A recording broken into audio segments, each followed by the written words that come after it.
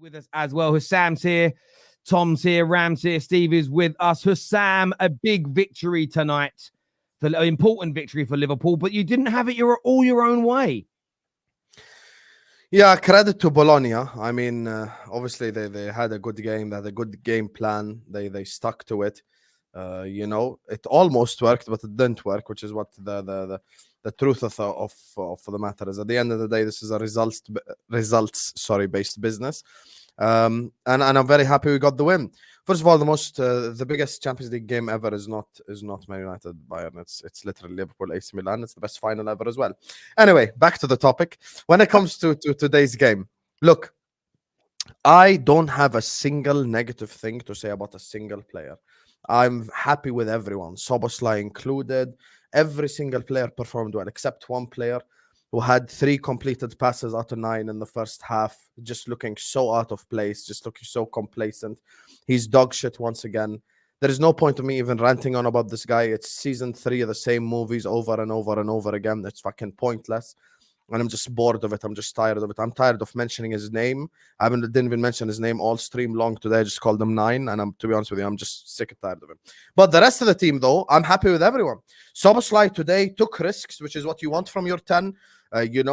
Couple of them paid off in terms of us building up attacks. Mo wasn't good in the first half despite his assists, but in the second half he was a lot better, and that finish was unreal. I was even happy with Diaz's performance, even though he didn't get GA. The only one time I was pissed off is when he dribbled past like 6 people. I'm like, shoot! Even if you miss, just shoot, bro, because he emptied up space. And that's the difference kind of between Mo and Diaz. Mo just doesn't stop shooting, and Diaz doesn't want to shoot. I mean, like, go, can you shoot, please? You just dribbled past 6 people, created space. But I was happy with Diaz's performance. All the team played magnificently today, but there is four people that I want to talk about, 2 of them in tandems. One of them is McAllister and Gravenberch. McAllister is the underrated soldier. He's the guy that helps you in the battlefield. Anything that you want from McAllister, he will supply. Pass, shot, cross, interception, goal, anything that you need. He's just a complete footballer. It's not like he has something that he does at a 9 out of 10 level. He just does everything at a 7 or 8. He's just good at football. Ryan Gravenberch, once again, our best player this season. Fucking unreal, this guy. I don't think there is words that can describe how good Ryan Gravenberch is. And the other tandem is the clean sheet tandem. Ibu, you get me, The Rock, and Virgil van Dijk. I refuse to call Virgil van Dijk Rolls Royce. Now I call him private jet because we have to upgrade.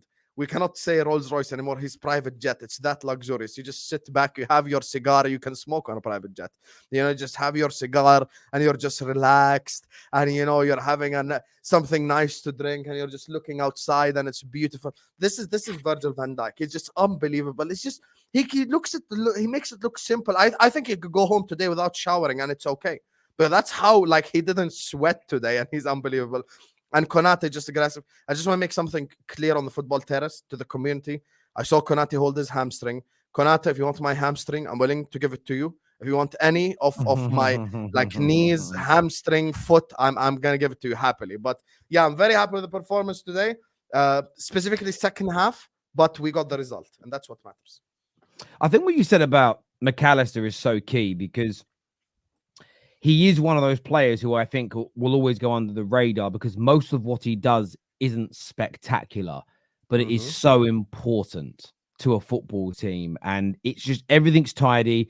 Everything is very good. And then every now and then he'll do something spectacular. And there are other players who can be quite average and then they do something spectacular and everybody kind of remembers it and screams and shouts about it. But yeah, I thought McAllister was excellent tonight. What was your thoughts, Tom, on Liverpool's performance and what was really, and I was really glad of that from Bologna, a really enjoyable game to watch? You're on mute. You're on mute. But Bologna came and gave it a go, which is what you want as a neutral. I thought we had a really good first 25 minutes. Then Bologna were putting it on us at the end of the second half. And then once we got into the second half, Slot must have had a way with them at half time. And I don't necessarily think we were under much pressure in the second half at any point. Certainly not sustained in the way it was at the end of the first. The big thing for me is the clean sheets in the defence. It took us 18 games last season to get 5 clean sheets. Wow. It's taken us 9 this season. Is that not competitions? That's in all competitions. Yeah, it took us 18 games last season to get 5 clean sheets in all competitions. Damn. This season it's taken 9, and it should have been 8 when you look at the Wolves game that just went by. It was another game today where if you're watching it in the moment, you see Bologna have some shots, and you're going, "Oh, here we go." The pressure's up, and then you look at it afterwards, and you go, "The chances they had actually weren't that great numbers wise." I think again it was another like 0.4 xG game against us. They've been like that in their Serie A games too, Tom. They've been like Yeah, that. They play some pretty stuff. They play some really nice football. They lack Xerxes though. Xerxes is a huge miss for them. I think the thing for us is this has been a trend across pretty much every game, apart from when we go 3-0 up and then we just decide to let teams have a go at us and create some good chances. We limit teams to low quality chances, and therefore then they could have 6 shots a game. If they're all low quality, they're not going to go in, especially when you've got a rock solid pair of centre backs and the best goalkeeper in the world. Attacking wise, I think it's a different problem than what we had last year. It's not a big problem yet, but it's a different problem in the sense of last year it was the final ball was there, we just couldn't kick it in the net. This season, we can't seem to get the final ball right, but when we do, we seem to put it in the net. If we could just find a way to combine the pair of them, will be great. And I know that some people will run with because it wasn't a perfect performance today, and people will start going, "Oh, well, what are you going to do when you play these big teams?" This, that, and the other. I like the way that we've managed these first 9 games. We've won 8 of them, which is the big thing. Winning 8 out your first 9 is always impressive. Fact. But we haven't even got out of third gear, I'd say. Maybe once or twice, like in the first half against United. That's when we started to show a little bit more. But I haven't seen this team on the slot hit top form yet. Hit gear 5, gear 6, really try and pin it on a team for 90 minutes because we haven't had to. For us when we didn't. But in those other 8 games, we haven't had to. We've been conserving energy, which is the thing that we didn't do last year. And if you ask any Liverpool fan, we fell off at the end of last year because fatigue and injuries and everything all came together at once. Right now, we seem to be managing it a lot better. Not any Liverpool fan, Tom. Not everyone believes that shit. You get me? So let's not do the whole any thing. You get me? You acknowledge it was injuries last season that played a part. But look, at the end of the day, look, it was a good result. I know that Nunez will be a talking point. He's the greatest offside footballer I've ever seen. So much composure when he's offside. So unbelievable finishing when he's offside. Put him onside. He doesn't know what to do. There's been a lot of things this season in the Liverpool fan base about do you start Nunez or do you start Jota? I think once Jota came on, you saw it again, what he offers you. Massive difference. He links up. He links up. So unless I'd say Nunez didn't link up well, like once or twice, but Jota's just a complete forward, which is what I think this system needs to bring in the likes of Salah, who I didn't necessarily think had the greatest game of his career, and then walks away with a goal, a wonder goal, and a brilliant assist. Just what he does. I think that now makes him the highest scoring African in Champions League history as well, which is ridiculous. Put some respect on Salah's name. Yeah. Mo Salah's just, again, he doesn't even have to have a brilliant game and he will still deliver for his team. That's a sign of a great player. For me, as an outsider looking in, this is your best start to a season, Ram, since the 1920 season. 8 wins from 9, 5 clean sheets, scoring goals, controlling games. What has Slot done to, in your opinion, to just make you such a better footballing team than what you have been in the last couple of seasons? What has he added to this excellent group of players just to make you a more stable and football team and get more consistent results? I think most importantly is a level of control. That's probably the biggest change out of everything. But in terms of the actual way of playing, the only difference that I would say is on the ball. Off the ball, I think we're more or less the same. It's very similar to what we did with Klopp. Very high intent. I won't say high intensity, but high press from the very get-go from both Szoboszlai and either whether it be Nunez or Jota, front to press the centre backs. I think one of the main things going into the season was I don't want much change unless it's going to be control. And that's what he's exactly implemented into this team. He's got players playing at another level. Obviously, you're seeing like the likes of Gravenberch. I think McAllister is showing a lot more consistency right now. I mean, he showed it at the back end of last season, but he's continued that on for this season. Konate on the ball now looks a lot more comfortable compared to what he was last season. And I think overall, the players have really bought into what he was all about. I think Allison made an interview with the BBC, like saying like, yeah, we all support what Slot is doing. We really buy into what he's doing, and we're actually motivated by the way we're playing. And that's the main thing that all of us wanted. The players are engaged with it. They're getting results, and we're playing some really decent football. And like Tom said, this is not the end of it. This is not the be all end all. We still got a lot of more football to play within ourselves. Like, we can still play a lot better than this.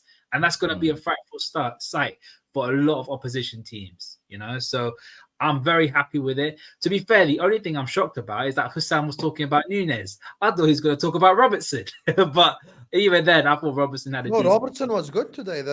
Listen, Ram, I don't have player agendas to the level where if someone plays well, I'm going to come up here and say they've played shit. And refuse to acknowledge it. Yeah, exactly. Terry knows me. Tom knows me. When someone does well, I acknowledge it. Today, you heard what I said about Diaz. He didn't get GA, but overall, he didn't have a bad game. So it's true. But it showed a lot because I completely forgot Nunez was playing. Honestly, I didn't know that he was there. Like, it says a lot. I think I said it to both Tom and Hassan. I think we should cash in on him, and I'd rather get Santiago Jimenez, who knows Slot. He got injured, by the way. Became very injured. Good with him. Out for a while. But yeah, I've heard he's injured. But that's I mean, the perfect guy's there. If you want to get rid of Nunez, which I'm not against, go get rid of him and go get Cunha from Wolves. Literally the perfect guy for Jonathan David. Jonathan David on a free. He would fit your team very, very well. Honestly, I'd go with someone like that. I always have concerns when a guy has stayed in the league on for 6 years, despite paying certain journalists to try and get out for about 3. I don't know. Maybe he's just comfortable. You know the thing that bothers me with the Nunez conversation is just the fact that we're saying the same stuff for the 3rd season in a row. Tom Little was talking about offsides when we first signed and last season, and it's now again the same stuff. And he's just not an intelligent footballer. People are talking about Slot unlocking this and he's going to unleash this. Yeah, I hope he scores 300 goals this season and breaks the Messi 90. I hope he does everything, but it's just not going to happen. Like, he has 2 goals in 21 games. He does. So let's just establish something. There are 3 types of strikers in the world. There is the complete striker, Benzema, Kane, Lewandowski, can pass, can shoot, blah, blah, blah, and can also finish. You've got the Jogo Bonito type, which is like a Firmino, who isn't necessarily the best finisher, but he creates for others. And then you have the finisher, who isn't the best footballer out there, which is a Haaland, players like that. The problem is you can't be none of the above, and then I'm supposed to sit up here and give you credit. Because you're not a good footballer, you're not a good finisher, so you're bringing nothing to the table. Essentially, that's the problem I have with him. I think there was so many excuses at the start. You know, he's raw, he's got a lot of talent and everything, but now it's just like, where's the improvement? Did you not hear the commentary today? They were going on about, he's still a young lad learning the language. He's been here 3 years. But that's because that's because you guys get glazed by Steve McManaman. Of course you do. He's still trying to get back in your good books, I think. But what I would say is this, right? When it comes to a club like Man United, we know we've got some good players, but we're dysfunctional. The coach ain't good. It's sometimes hard to completely judge a football player because everything's bad. Darwin Nunez is almost like a standout example of an individual where you've had some good seasons, like your club's doing well, loads of other players are shining, but he's a standout who isn't. That to me is almost proof. Do you get where I'm coming from? Because there is no excuse. He's the exception to the rule. Yeah, there's no excuse to not perform at Liverpool. Very well-run club, exit mentality and culture in the dressing room. Very good coach. Even players that weren't quite doing it under Klopp. You know, Gravenberch, Diaz that weren't performing. They've turned it round. It's just you guys have got to start looking as early as January to move him on and bring somebody else in and be ruthless with him. And there are other options out there for you. There's no doubt about it whatsoever.